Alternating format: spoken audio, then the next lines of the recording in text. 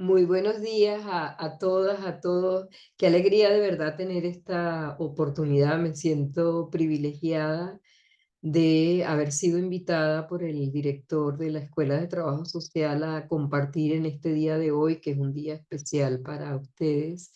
este reconocimiento a los profesores, a las profesoras que hacen parte de la comunidad de la Escuela de Trabajo Social de la Universidad Central de Venezuela. De verdad, para mí es toda una emoción. Estoy súper contenta por esta invitación. Y bueno, me corresponde un poco es básicamente explicar lo que ha sido la experiencia del Centro de Prácticas Profesionales de Trabajo Social en la Fundación Luz y Vida. Voy a hablar por la Fundación Luz y Vida, tratando un poco de mostrar los orígenes y de alguna manera la relevancia de una labor educativa como la que se desarrolla en Fundación Luz y Vida por parte de la Escuela de Trabajo Social con este centro de práctica. De verdad que en principio habría que decir que es de larga data, porque los orígenes de la presencia de la Escuela de Trabajo Social en Fundación Luz y Vida se remontan hasta el año 1999, si no me equivoco, en el que nuestra querida, mi muy querida y recordada profesora Olga Irene Ruiz fue hasta Luz y Vida, fue a Petare y nos habló de la relevancia de contar con un centro de prácticas profesionales dedicado a desarrollar proyectos y acciones en favor de la infancia en esa localidad, ¿no? Era muy relevante esa propuesta porque justamente estaban naciendo en Luz y Vida los primeros proyectos, las primeras acciones relativas a la implementación de de lo que para entonces era la nueva ley orgánica de protección de niños y adolescentes. Se llamaba así Ley Orgánica para la Protección del Niño y del Adolescente, que se puso en vigencia en el año 2000 y que bueno, vimos en particular la visión que tenía en este caso la profesora Olga Irene, era la de formación de trabajadores sociales en ese campo que prometía ser relevante, que prometía ser de mucha importancia. Dolorosamente, la profe Olga Irene nos dejó pronto y el centro de práctica fue propiamente iniciado por la profesora Kira Padrón, quien tuvo el acierto de comenzar la formación universitaria vinculándola a la naciente Defensoría de Niños, Niñas y Adolescentes en la sede de la Fundación Luz y Vida. Este fue un trabajo importantísimo, fue un trabajo fundamental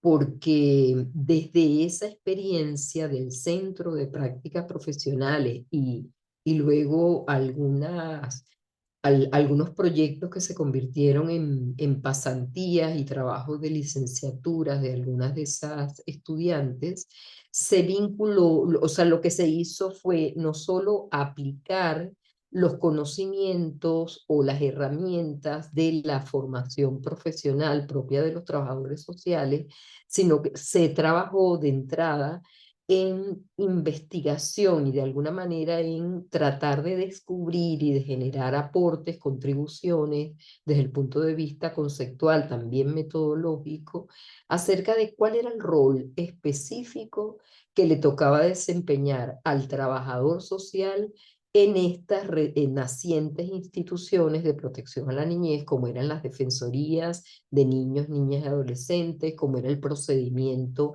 administrativo y el procedimiento conciliatorio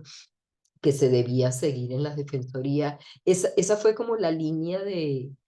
trabajo, de innovación, la propuesta que trató de desarrollar la profesora Kira Padrón en estos centros de práctica y que tuvo logros, tuvo resultados muy importantes, entre ellos, por ejemplo, una tesis de grado de cuatro hoy profesionales del trabajo social que en aquel momento sistematizaron el procedimiento administrativo que siguen las defensorías del niño y del adolescente Y fíjense que es importante porque en la ley está descrito un procedimiento administrativo, que es más como pasos desde el punto de vista de acciones o pasos que hay que cumplir desde el punto de vista normativo, quizás guiados mucho por la perspectiva jurídica en términos de qué normas deben cumplirse, pero este aporte que estuvo a cargo, entre otras personas, de Atamaica Figueroa, permitió tener claro cuál es como la secuencia de acciones que una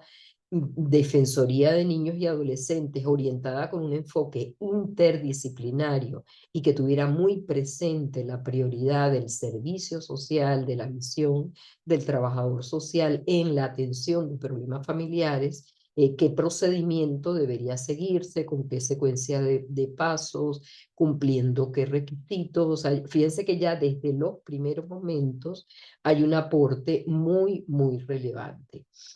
Con la incorporación de la profesora Marisela Espósito,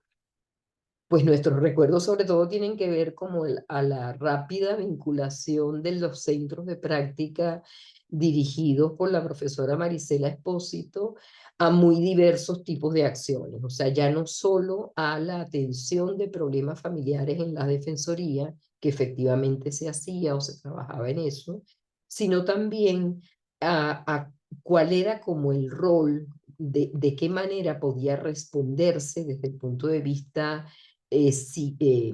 psicosocial, desde el punto de vista del trabajo social, a los desafíos de una cultura eh,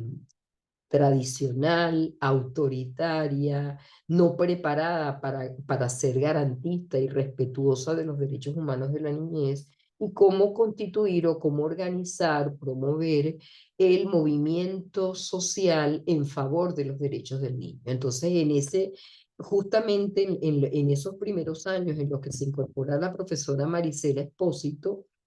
son años que coinciden con el trabajo social y comunitario importante, muy significativo, en el que Luz y Vida se involucró en la creación de las asambleas ciudadanas de foro propio, en la exigibilidad de la creación de las instituciones de protección a la niñez, como los consejos de derecho, los consejos de protección, los programas de protección en la localidad. Y entonces ciertamente es claro, fue como importante el papel que jugó Luz y Vida como líder o como organización que estuvo involucrada muy activamente en ese movimiento ciudadano que permitió la creación del sistema de protección en el municipio Sucre. Bueno, en algunas oportunidades acompañando, promoviendo, animando la intervención de las autoridades locales, y en otras ocasiones, bueno, como siempre corresponde, pues peleando, exigiendo, demostrando la tremenda importancia de una organización del municipio para proteger el desarrollo integral de la niñez. Yo quiero decir que para nosotros la presencia del equipo de prácticas profesionales de trabajo social en la fundación ha sido un saldo como muy positivo. Creo tengo como bastante claridad y convicción que tiene mucho que ver con la calidad del tipo de desempeño profesional y universitario de quienes han actuado allí como profesoras de prácticas profesionales, personas que de verdad, en el caso de la profesora Marisela Espósito, fundamentalmente como la importancia de ese rigor desde el punto de vista del desempeño del profesional, que transmite y que en este caso lo exige a cada uno de sus estudiantes, y que de alguna manera nos animó y acompañó la experiencia o la implementación de las distintas iniciativas que nosotros veníamos realizando. O sea, quizás ella no acepte este tipo de reconocimiento, de valoración, pero ciertamente ese equipo de práctica que nos acompañaba todos los años durante varios meses, haciendo una revisión crítica de lo que hacíamos, buscando nuevas iniciativas, atendiendo a lo que eran como prioridades, pero buscando cómo desde el punto de vista de los proyectos que asumía el Centro de Prácticas Profesionales, le imprimían de alguna manera como planificación, rigor, de alguna manera orden al trabajo práctico, a la acción práctica que se desarrollaba. Y eso es como muy importante porque se hacía no desde una perspectiva meramente academicista, por decirlo así, ¿no? Y creo que esto es otro elemento que hay que destacar.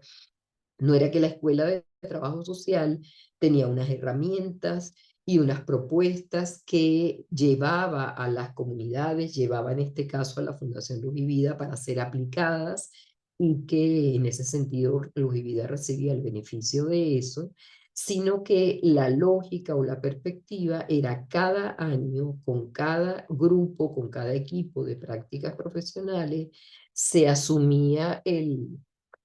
desafío de conocer, bueno, cuáles eran los principales problemas, cuáles eran las prioridades que debían ser atendidas, qué tipo de situaciones complejas en un momento determinado estaban planteados y que era necesario atender, y frente a ella diseñábamos proyectos en conjunto. Y para temas tan como desafiantes, difíciles, como es el tema, por ejemplo, de la violencia. Cómo formar, cómo revertir esa cultura de la violencia que parece imponerse y que parece instalarse con tanta fuerza, no solo en la cotidianidad de la vida comunitaria, sino en el corazón, en la mente, incluso de criaturas desde muy pequeñas, ¿no? Cómo trabajar con eso, cómo comprender esas realidades y cómo intentar forjar valores de paz, una cultura de convivencia, de diálogo, de encuentro y de alguna manera de cuestionamiento o rechazo a la violencia, ¿no? Entonces, yo diría que como el principal aporte que uno puede reconocer a esta actuación o este desempeño de la Escuela de Trabajo Social en la Fundación Luz y Vida durante estos años ha sido el mostrarnos el tipo de trabajo social que es necesario hacer y que es obligado implementar para garantizar el desarrollo integral de las familias y de la niñez a la que todos aspiramos, ¿no? Yo diría que hay como unos principios básicos o rectores que guían todo el trabajo que se realiza, que tienen que ver, entre otros, con que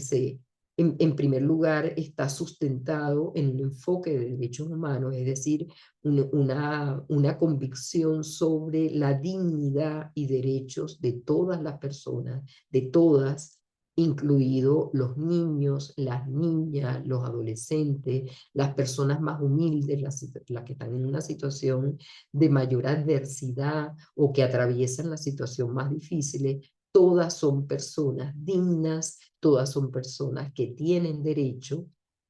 y en ese sentido el trabajo social que se realiza con ellos está dirigido por una parte a restituir su condición como sujeto de derechos humanos, pero también, y ese es otro principio, está dirigido a desarrollar capacidades para un activismo, una autonomía de cada individuo, de cada persona, en las decisiones y en las acciones que están dirigidas a promover su desarrollo. De alguna manera es como una confianza básica o fundamental en que todo ser humano, aun en las condiciones de mayor adversidad, puede tener recursos y capacidades para superar por sí misma la situación que se plantea si se trabaja con ellas con un enfoque que no promueve su dependencia, que no promueve su subordinación, su descalificación, su de alguna manera como su sometimiento a prescripciones o normativas de otras personas que pudiesen tener como el control de sus vidas, ¿no? Y entonces, bueno, otro principio fundamental del trabajo social en este caso, bueno, promover participación, pero participación de verdad. Y muchos de los proyectos que se han realizado todos estos años han estado justamente dirigidos a promover activismo, participación, desarrollo de capacidades para la participación en las madres, en niños, en las familias, en las personas jóvenes, haciéndoles como consciente o valorando sus y reconociendo sus capacidades para hacer aportes o para hacer contribuciones decisivas hacia un destino de justicia, un destino de desarrollo al que todos tenemos derecho, ¿no? Entonces, en este caso, lo que creo como fundamental o más importante es reconocer, y ya que tengo esta oportunidad, reconocer en el día de hoy que la presencia de trabajo social en la Escuela de Trabajo Social, en la Fundación Luz y Vida, ha sido por demás beneficiosa. Y que esa contribución se traduce en logros concretos en términos de resultados de proyectos, resultados de acciones específicas, formación de profesionales, de estudiantes universitarios que luego se han convertido en profesionales con mucha relevancia y con mucha capacidad y calidad de aportes en las instituciones en las que han actuado. Solamente por poner un ejemplo, el caso de nuestra compañera Ángela Gil, formada como estudiante en el Centro de Prácticas Profesionales de la Escuela de Trabajo Social, y Ángela fue la primera consejera de protección, una de las primeras consejeras de protección que tuvo el municipio, y además entonces investigadora y activista, educadora y hoy profesional, profesora de la Escuela de Trabajo Social de la UCB. El caso de Atamaica Figueroa, que también estuvo a cargo de instituciones del Estado en programas muy importantes y fue la primera defensora, estando en la Fundación Luz y Vida, de defensora de derechos humanos de la niñez del municipio Sucre. Y bueno, tantas personas que han pasado por mi vida y que al pasar allí y al desarrollar esa formación en el centro de prácticas profesionales, han luego hecho aportes que, bueno, no están reconocidos, yo siento que no están suficientemente reconocidos, pero bueno, no dejan por ello de ser muy valiosos, muy importantes, significativos para la vida de los niños. Entonces, bueno, gracias por esta oportunidad de compartir con ustedes. De verdad que lo que quisiera dejar como muy claro es mi respeto, mi valoración, mi agradecimiento a las profesoras que hacen parte de la Escuela de Trabajo Social de la UCB, a Rosana Duarte, a Maricela Espósito, a todas las personas que han transitado por Luz y Vida y las que están trabajando en este momento en la Escuela de Trabajo Social. Lo que hacen es tremendamente importante. Esa formación con la que ustedes contribuyen al desarrollo profesional de profesionales con ética, con compromiso, con convicción en la importancia del trabajo social para cambiar o incidir de manera relevante en el destino de un ser humano y de una familia. Eso es de un extraordinario valor, y de verdad que no me queda sino agradecerles, aplaudirles, reconocerles ampliamente por ese aporte. Muchísimas gracias.